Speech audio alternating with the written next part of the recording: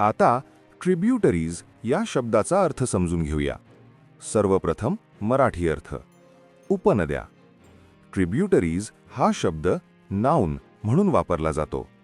मराठीत समजून घ्या.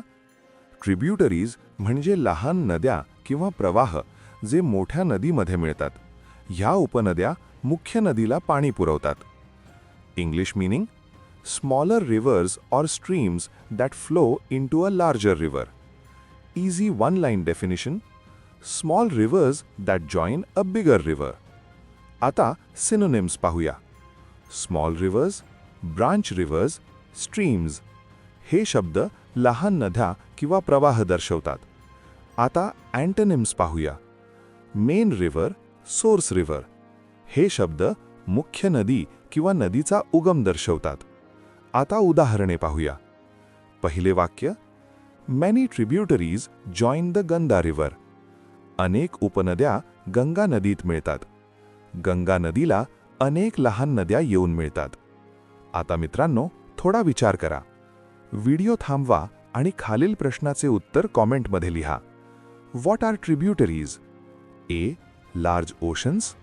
B. Small rivers that join a bigger river. C.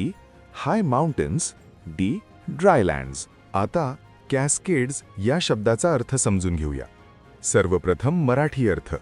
धबधबे, धबधब्यासारखे कोसळत जाणे. कॅस्केड्स हा शब्द नाउन म्हणून वापरला जातो. मराठीत समजून घ्या. कॅस्केड्स म्हणजे पाणी उंच ठिकाणावरून खाली टप्प्याटप्प्याने पडते ते छोटे धबधबे. सहसा डोंगराळ भागात किंवा खडकांवरून पाणी खाली पडताना कॅस्केड्स दिसतात. English meaning: small waterfalls where water flows down in steps. Easy one line definition: small step like waterfalls. आता सिनोनिम्स पाहूया. वॉटरफॉल्स, स्मॉल फॉल्स, रॅपिड्स हे शब्द पाण्याचे धबधब्यासारखे प्रवाह दर्शवतात. आता अँटोनिम्स पाहूया. स्टिल वॉटर, काम वॉटर हे शब्द शांत आणि न हलणारे पाणी दर्शवतात. आता उदाहरणे पाहूया. पहिले वाक्य: water cascades down the rocky hills. पाणी खडकार डोंगरावरून खाली धबधब्यासारखे पडते. पाणी उंच खडकांवरून टप्प्याटप्प्याने खाली येते. आता मित्रांनो, थोडा विचार करा. व्हिडिओ थांबवा आणि खालील प्रश्नाचे उत्तर कॉमेंटमध्ये लिहा. What does cascades mean? A. Large oceans. B. Small waterfalls. C. Dry land. D. Tall mountains. आता इव्हेंच्युअली या शब्दाचा अर्थ समजून घेऊया. सर्वप्रथम मराठी अर्थ. शेवटी, अखेर किंवा अखेरीस. इव्हेंच्युअली हा शब्द ॲडव्हर्ब म्हणून वापरला जातो. मराठीत समजून घ्या. इव्हेंच्युअली म्हणजे एखादी गोष्ट खूप वेळ, उशीर किंवा अनेक घटनांनंतर शेवटी घडते. English meaning: in the end, after a long time or some delay.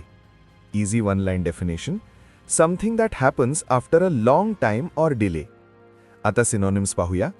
Finally, ultimately, in the end, at last. हे शब्द शेवटी किंवा अखेरीस घडणारी गोष्ट दर्शवतात. आता antonyms पाहूया. Immediately, instantly, quickly. हे शब्द लगेच किंवा त्वरित घडणारी गोष्ट दर्शवतात. आता उदाहरणे पाहूया. पहिले वाक्य: he eventually found his lost keys. शेवटी त्याला त्याच्या हरवलेल्या किल्ल्या सापडल्या. खूप शोधल्यानंतर शेवटी त्याला किल्ल्या मिळाल्या. आता मित्रांनो, थोडा विचार करा. व्हिडिओ थांबवा आणि खालील प्रश्नाचे उत्तर कॉमेंटमध्ये लिहा. Which word is a synonym of eventually? A. Instantly. B. Finally. C. Quickly. D. Suddenly. आता पार्टिकल या शब्दाचा अर्थ समजून घेऊया. सर्वप्रथम मराठी अर्थ. कण किंवा सूक्ष्म कण. पार्टिकल हा शब्द नाउन म्हणून वापरला जातो. मराठीत समजून घ्या. पार्टिकल म्हणजे एखाद्या वस्तूचा अतिशय लहान भाग किंवा कण.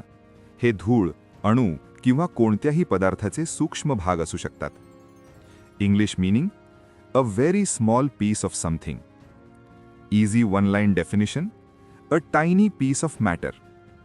आता सिनॉनिम्स पाहूया. ग्रेन, स्पेक, बिट, ॲटम हे शब्द अतिशय लहान कण दर्शवतात. आता अँटोनिम्स पाहूया.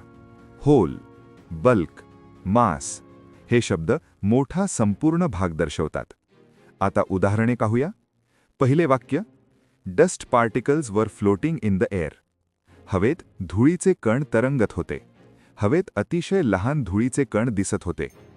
आता मित्रांनो, थोडा विचार करा. व्हिडिओ थांबवा आणि खालील प्रश्नाचे उत्तर कॉमेंटमध्ये लिहा.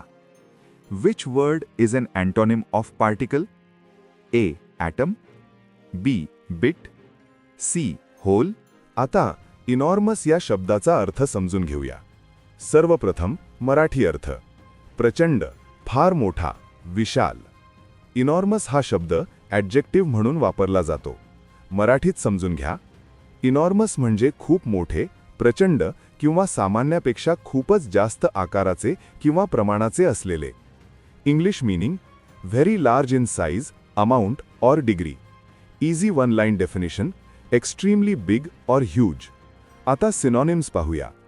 Huge, giant, massive, immense. हे शब्द खूप मोठा आकार किंवा प्रमाण दर्शवतात. आता अँटोनिम्स पाहूया. Small, tiny, little, minute. हे शब्द खूप लहान आकार दर्शवतात. आता उदाहरणे पाहूया. पहिले वाक्य, they built an enormous building.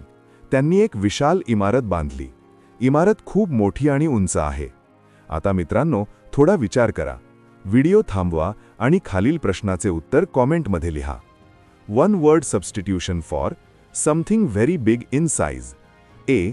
Tiny, B. Small, C. Enormous, D. Little.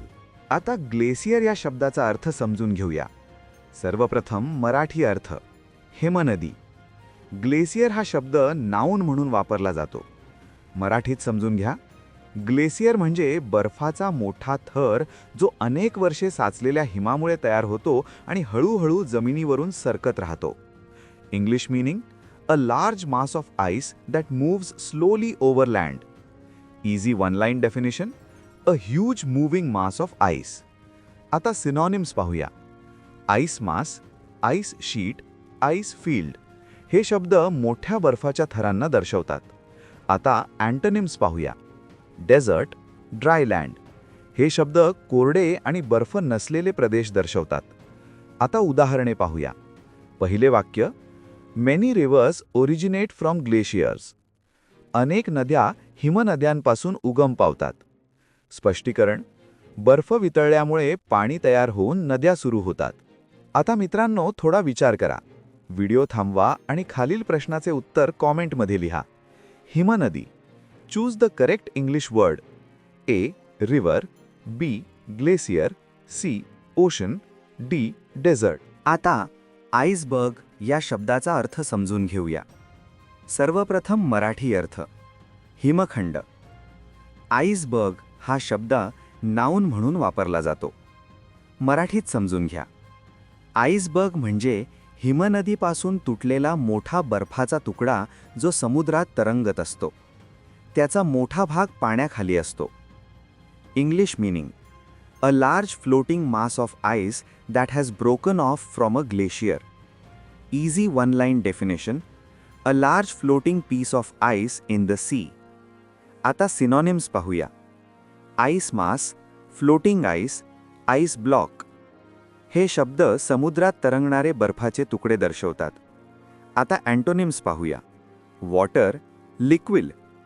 हे शब्द द्रवरूप पाणी दर्शवतात. आता उदाहरणे पाहूया. पहिले वाक्य, icebergs are common in polar regions. ध्रुवीय प्रदेशात हिमखंड सामान्यपणे आढळतात. खूप थंड भागात मोठे बर्फाचे तुकडे समुद्रात दिसतात. आता मित्रांनो, थोडा विचार करा. व्हिडिओ थांबवा आणि खालील प्रश्नाचे उत्तर कॉमेंटमध्ये लिहा. What is the meaning of iceberg in English? A small rock, a floating ice mass, a building, a forest. आता ग्राउंड वॉटर या शब्दाचा अर्थ समजून घेऊया. सर्वप्रथम मराठी अर्थ. भूजल. ग्राउंड वॉटर हा शब्द नाऊन म्हणून वापरला जातो. मराठीत समजून घ्या. ग्राउंड वॉटर म्हणजे जमिनीखाली माती आणि खडकांच्या मधील जागेत साठलेले पाणी. हे पाणी पिण्यासाठी आणि शेतीसाठी खूप महत्त्वाचे असते. English meaning, water present beneath the earth surface in soil and Roxx. Easy one line definition, water stored underground. आता सिनोनिम्स पाहूया. सबसर्फेस वॉटर, अंडरग्राउंड वॉटर हे शब्द जमिनीखालील पाणी दर्शवतात. आता अँटोनिम्स पाहूया. सरफेस वॉटर, ड्राय लँड हे शब्द जमिनीवरचे पाणी किंवा कोरडी जमीन दर्शवतात. आता उदाहरणे पाहूया. पहिले वाक्य, farmers depend on ground water for irrigation. शेतकरी सिंचनासाठी भूजलावर अवलंबून असतात. शेतीसाठी पाणी देण्यासाठी जमिनीखालील पाणी वापरले जाते. आता मित्रांनो थोडा विचार करा. व्हिडिओ थांबवा आणि खालील प्रश्नाचे उत्तर कॉमेंटमध्ये लिहा. भूजल, choose the correct English word. A. Glacier, B. Iceberg, C. Ground water, D. Ocean. आता स्प्रिंग या शब्दाचा अर्थ समजून घेऊया. सर्वप्रथम मराठी अर्थ, झरा किंवा पाण्याचा उगम. स्प्रिंग हा शब्द नाऊन म्हणून वापरला जातो. मराठीत समजून घ्या. स्प्रिंग म्हणजे जमिनीखालून नैसर्गिकरित्या पाणी बाहेर येते तो उगम. या ठिकाणी पाणी सतत वाहत राहते आणि लहान ओढा किंवा तलाव तयार होतो. English meaning, a natural source of water that flows from the ground. Easy one line definition, a natural water source from the ground. आता सिनॉनिम्स पाहूया. वॉटर सोर्स, फाउंटन, वेलस्प्रिंग हे शब्द पाण्याचा नैसर्गिक उगम दर्शवतात. आता अँटोनिम्स पाहूया. ड्राय लँड, डेझर्ट हे शब्द पाण्याचा अभाव असलेले भाग दर्शवतात. आता उदाहरणे पाहूया. पहिले वाक्य, fresh water flows from the spring. झऱ्यातून ताजे पाणी वाहते. जमिनीखालून बाहेर येणारे पाणी सतत वाहत आहे. आता मित्रांनो थोडा विचार करा. व्हिडिओ थांबवा आणि खालील प्रश्नाचे उत्तर कमेंटमध्ये लिहा. What is the meaning of spring? A. A mountain, B. A natural water source, C. A desert, D. A forest. आता वॉटर वेपर या शब्दाचा अर्थ समजून घेऊया. सर्वप्रथम मराठी अर्थ, पाण्याची वाफ किंवा जलबाष्प. वॉटर वेपर हा शब्द नाऊन म्हणून वापरला जातो. मराठीत समजून घ्या.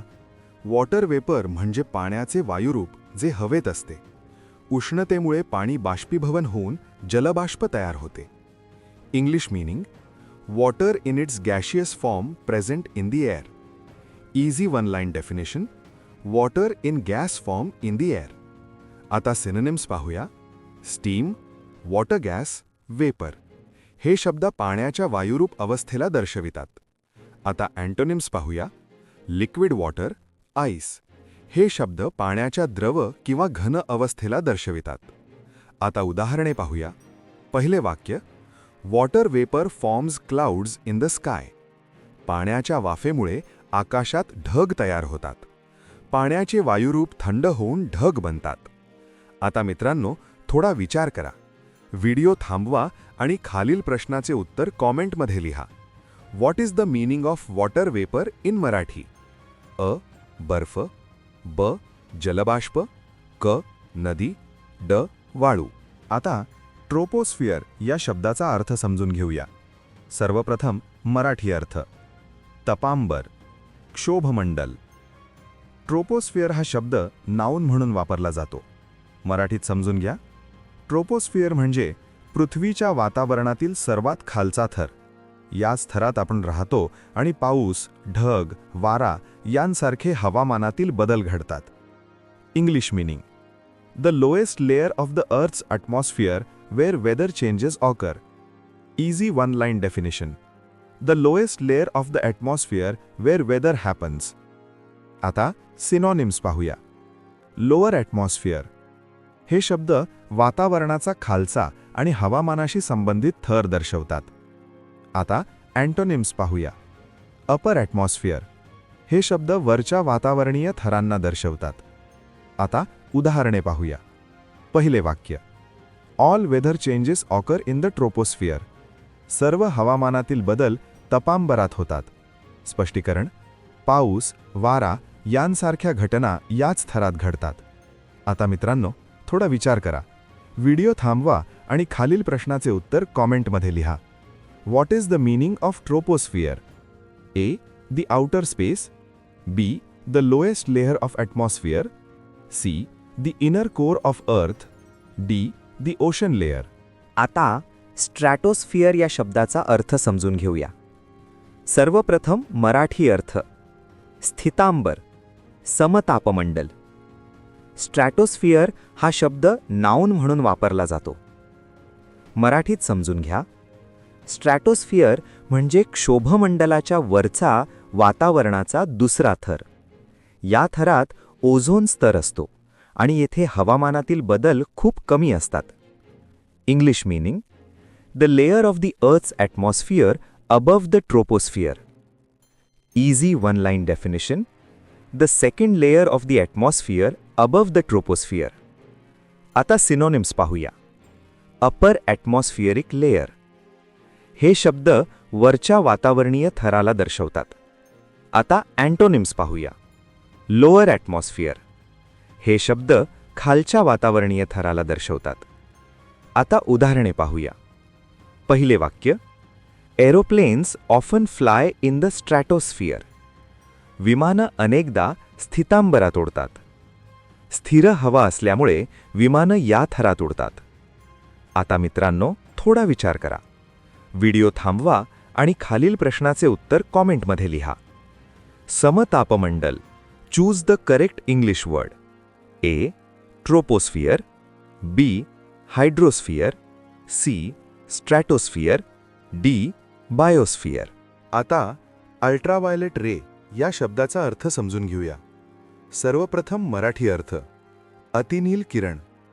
अल्ट्राव्हायोलेट रे हा शब्द नाऊन म्हणून वापरला जातो. मराठीत समजून घ्या. अल्ट्राव्हायोलेट रे म्हणजे सूर्यापासून येणारे अदृश्य आणि ऊर्जायुक्त किरण. हे डोळ्यांना दिसत नाहीत आणि त्वचेवर हानिकारक परिणाम करू शकतात, पण ओझोन स्तर त्यातील बरेच किरण अडवतो. English meaning: invisible rays from the sun that have higher energy than visible light and can be harmful to living beings. Easy one-line definition: invisible high energy rays from the sun. आता synonyms पाहूया. UV rays, solar radiation. हे शब्द सूर्यापासून येणाऱ्या ऊर्जायुक्त किरणांना दर्शवतात. आता antonyms पाहूया. Visible light, safe rays. हे शब्द डोळ्यांना दिसणारे आणि तुलनेने सुरक्षित प्रकाश दर्शवतात. आता उदाहरणे पाहूया. पहिले वाक्य: ultraviolet rays can harm our skin. अतिनील किरण आपल्या त्वचेला हानी पोहोचवू शकतात. सूर्याचे अदृश्य किरण त्वचेसाठी धोकादायक असू शकतात. आता मित्रांनो, थोडा विचार करा. व्हिडिओ थांबवा आणि खालील प्रश्नाचे उत्तर कॉमेंटमध्ये लिहा. What is the meaning of ultraviolet ray in Marathi? A. दृश्यमान प्रकाश. बी. अतिनील किरण. सी. जलतरंग. डी. ध्वनितरंग. आता इव्हॅपरेट या शब्दाचा अर्थ समजून घेऊया. सर्वप्रथम मराठी अर्थ. बाष्पीभवन होणे, वाफ होणे. इव्हॅपरेट हा शब्द वर्ब म्हणून वापरला जातो. मराठीत समजून घ्या. इव्हॅपरेट म्हणजे द्रव, विशेषतः पाणी, उष्णतेमुळे वाफेत रूपांतरित होणे. ही प्रक्रिया जलचक्राचा महत्त्वाचा भाग आहे. English meaning: to change from a liquid into vapour, usually due to heat. Easy one line definition: to turn liquid into gas. आता सिनोनिम्स पाहूया. Vaporise, dry up, turn into gas. हे शब्द द्रवाचे वायुरूपात रूपांतर होणे दर्शवतात. आता अँटोनिम्स पाहूया. Condense, freeze, solidify. हे शब्द वायू किंवा द्रव पुन्हा घन किंवा द्रव रूपात येणे दर्शवतात. आता उदाहरणे पाहूया. पहिले वाक्य: वॉटर इव्हॅपोरेट्स व्हेन हीटेड. पाणी गरम केल्यावर वाफ होते. उष्णतेमुळे पाणी वायुरूपात बदलते. आता मित्रांनो, थोडा विचार करा. व्हिडिओ थांबवा आणि खालील प्रश्नाचे उत्तर कॉमेंटमध्ये लिहा. What is the meaning of evaporate? A. To freeze. B. To turn into vapour. C. To melt. D. To break. आता पर्कोलेट या शब्दाचा अर्थ समजून घेऊया. सर्वप्रथम मराठी अर्थ. जिरपणे. पर्कोलेट हा शब्द वर्ब म्हणून वापरला जातो. मराठीत समजून घ्या. पर्कोलेट म्हणजे द्रव, विशेषतः पाणी, हळूहळू माती किंवा खडकांमधून झिरपत खाली जाणे. ही प्रक्रिया भूजल तयार होण्यासाठी महत्त्वाची असते. English meaning to slowly pass through or filter through a surface or substance especially liquid through soil. Easy one line definition to slowly filter through something. आता सिनोनिम्स पाहूया. फिल्टर, सीप, सोक हे शब्द हळूहळू झिरपणे किंवा शोषले जाणे दर्शवतात. आता अँटोनिम्स पाहूया. फ्लो क्विकली, ब्लॉक, स्टॉप हे शब्द वेगाने वाहणे किंवा अडथळा येणे दर्शवतात. आता उदाहरणे पाहूया. पहिले वाक्य rain water percolates into the soil. पावसाचे पाणी मातीमध्ये झिरपते. पाणी हळूहळू मातीमध्ये शोषले जाते. आता मित्रांनो थोडा विचार करा. व्हिडिओ थांबवा आणि खालील प्रश्नाचे उत्तर कॉमेंटमध्ये लिहा. What is the meaning of percolate in Marathi? A. गोठणे, बी. झिरपणे, सी. तुटणे, डी. उडणे. कधी तुम्ही असा दिवस अनुभवला आहे जो अगदी खास आणि लक्षात राहण्यासारखा वाटतो? चला पाहूया इंग्रजीत त्यासाठी इडियम कोणती आहे. आता आपण अ रेड लेटर डे हा वाक्प्रचार समजून घेऊया. English meaning a very special or memorable day. Marathi meaning खूप खास किंवा लक्षात राहणारा दिवस. स्पष्टीकरण जेव्हा एखादा दिवस खूप महत्त्वाचा, आनंददायी किंवा लक्षात ठेवण्यासारखा असतो तेव्हा अ रेड लेटर डे ही इडियम वापरतात. Sentence 1 her wedding day was a red letter day for the entire family. अर्थ तिच्या लग्नाचा दिवस संपूर्ण कुटुंबासाठी खूप खास होता. स्पष्टीकरण हा दिवस लक्षात ठेवण्यासारखा आणि आनंददायी असल्यामुळे इडियम योग्य ठरते. Sentence 2 graduation day is always a red letter day for students. अर्थ स्नातक सन्मान दिन विद्यार्थ्यांसाठी नेहमीच खास असतो. स्पष्टीकरण हा दिवस महत्त्वपूर्ण आणि आनंददायी असल्यामुळे इडियम वापरली आहे. एक्झाम टिप अ रेड लेटर डे म्हणजे खूप खास किंवा लक्षात राहणारा दिवस. English meaning a very special or memorable day. स्पर्धा परीक्षेत विचारला जाऊ शकणारा प्रश्न अ रेड लेटर डे या वाक्प्रचाराचा अर्थ काय? ए. साधा दिवस, बी. खूप खास किंवा लक्षात राहणारा दिवस, सी. वाईट दिवस, डी. कामाचा दिवस. योग्य उत्तर कमेंट करा. कधी तुम्ही एखादी गोष्ट इतकी गुंतागुंतीची किंवा काल्पनिक वाटते की तिचा मूळ अर्थ किंवा सत्य समजायला कठीण होते. चला पाहूया इंग्रजीत त्यासाठी इडियम कोणती आहे. आता आपण अ मेयर्स नेस्ट हा वाक्प्रचार समजून घेऊया. English meaning a foolish or mistaken idea, something imagine to be important but is not. Marathi meaning चुकीची कल्पना किंवा महत्त्वाची वाटणारी गोष्ट जी खरी नसते. स्पष्टीकरण जेव्हा एखादी गोष्ट खूप महत्त्वाची वाटते पण प्रत्यक्षात ती चुकीची किंवा निराधार असते तेव्हा अ मेयर्स नेस्ट ही इडियम वापरतात. Sentence 1 he thought he found a treasure but it was just a mare's nest. अर्थ त्याला वाटले की त्याला खजिना सापडला पण ती फक्त निराधार कल्पना होती. स्पष्टीकरण त्याने चुकीची कल्पना केली म्हणून इडियम योग्य ठरते. Sentence 2 the rumours about the company's closure turned out to be a mare's nest. या वाक्याचा अर्थ कंपनी बंद होण्याच्या अफवा निराधार ठरल्या. स्पष्टीकरण अफवा खोटी आणि निराधार होती म्हणून इडियम वापरली आहे. एक्झाम टिप अ मेयर्स नेस्ट म्हणजे चुकीची किंवा निराधार कल्पना. अर्थ अ फूलिश और मिस्टेकन आयडिया. स्पर्धा परीक्षेत विचारला जाऊ शकणारा प्रश्न अ मेयर्स नेस्ट या वाक्प्रचाराचा अर्थ काय? ए. खरी महत्त्वाची गोष्ट, बी. चुकीची किंवा निराधार कल्पना, सी. खरा खजिना, डी. साधी कल्पना. योग्य उत्तर कॉमेंट करा. कधी एखादी व्यक्ती किंवा गोष्ट इतकी त्रासदायक वाटते की तिला सहन करणे कठीण जाते? चला पाहूया इंग्रजीत त्यासाठी इडियम कोणती आहे. आता आपण a pain in the neck हा वाक्प्रचार समजून घेऊया. English meaning an annoying or troublesome person or thing. Marathi meaning त्रासदायक किंवा कष्टदायक व्यक्ती किंवा गोष्ट. स्पष्टीकरण जेव्हा एखादी व्यक्ती किंवा गोष्ट सतत त्रास देते आणि सहन करणे कठीण बनवते तेव्हा a pain in the neck ही इडियम वापरतात. Sentence 1 that noisy neighbour is a real pain in the neck. अर्थ तो आवाज करणारा शेजारी खूप त्रासदायक आहे. स्पष्टीकरण शेजारी सतत त्रास देतो म्हणून इडियम योग्य ठरते. Sentence 2 filling out these forms is a pain in the neck. अर्थ, हे फॉर्म भरणे खूप त्रासदायक आहे. स्पष्टीकरण, काम करणे कष्टदायक आणि त्रासदायक असल्यामुळे इडियम वापरली आहे. Exam tip, a pain in the neck, त्रासदायक किंवा कष्टदायक व्यक्ती, गोष्ट. अर्थ, an annoying or troublesome person or thing. स्पर्धा परीक्षेत विचारला जाऊ शकणारा प्रश्न, a pain in the neck या वाक्प्रचाराचा अर्थ काय? ए. मजेशीर व्यक्ती, बी. सोपे काम, सी. आनंदाची गोष्ट, डी. त्रासदायक किंवा कष्टदायक गोष्ट. योग्य उत्तर कमेंट करा. कधी तुम्हाला एखादी गोष्ट शोधायला खूप कठीण जाते, अगदी अशा प्रकारे की ती सापडणे जवळजवळ अशक्य वाटते. चला पाहूया इंग्रजीत त्यासाठी इडियम कोणती आहे. आता आपण पाहूया अ नीडल इन अ हेस्टॅक हा वाक्प्रचार समजून घेऊया. English meaning, something extremely difficult to find. Marathi meaning, खूप कठीण शोधायची गोष्ट. स्पष्टीकरण, जेव्हा एखादी गोष्ट शोधणे अगदी अवघड असते, जणू काही तुकडे तुकडे गवताच्या ढिगाऱ्यात सुडकाप्रमाणे लपलेले असेल, तेव्हा a needle in a haystack ही इडियम वापरतात. Sentence 1. Finding her lost ring was like looking for a needle in a haystack. अर्थ, तिची हरवलेली अंगठी शोधणे अगदी कठीण होते. स्पष्टीकरण, अंगठी ढिगाऱ्यात लपलेली असल्यासारखी होती, म्हणून इडियम योग्य ठरते. Sentence 2. It's like finding a needle in a haystack to locate that old document. अर्थ, जुनी कागदपत्र शोधणे अगदी कठीण आहे. स्पष्टीकरण, कागदपत्र शोधणे जवळजवळ अशक्य असल्यामुळे इडियम वापरली आहे.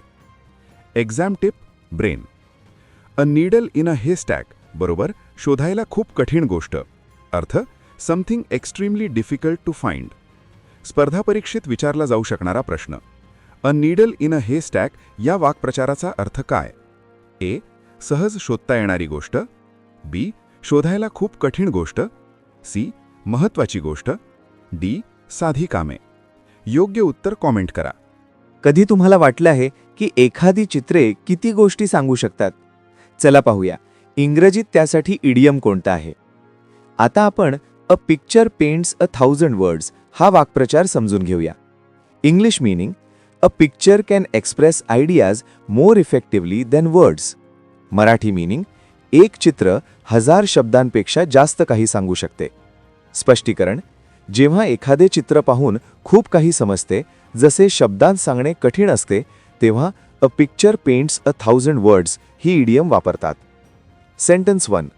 दिस photograph of the mountains paints 1,000 words about nature's beauty. अर्थ, ह्या पर्वतांचे छायाचित्र निसर्गाच्या सुंदरतेबद्दल खूप काही सांगते. स्पष्टीकरण, चित्र पाहून निसर्गाची सुंदरता स्पष्ट होते, म्हणून इडियम योग्य ठरते. Sentence 2. Her painting of the city paints 1,000 words about urban life. अर्थ, तिचे शहराचे चित्र शहरी जीवनाबद्दल खूप काही सांगते. स्पष्टीकरण, चित्र पाहून शहरी जीवनाचे वास्तव लक्षात येते, म्हणून इडियम वापरली आहे. एक्झाम टिप्ससाठी, अ पिक्चर पेंट्स 1,000 वर्ड्स म्हणजे चित्र शब्दांपेक्षा जास्त काही सांगते. अर्थ, a picture can convey complex ideas better than words. स्पर्धा परीक्षेत विचारला जाऊ शकणारा प्रश्न, अ पिक्चर पेंट्स 1,000 वर्ड्स या वाक्प्रचाराचा अर्थ काय? Option A. चित्र अनेक गोष्टी सांगते. Option B. शब्द जास्त महत्त्वाचे आहेत. Option C. चित्राकडे लक्ष देऊ नका. Option D. शब्द पुरेसे आहेत. योग्य उत्तर कमेंट करा.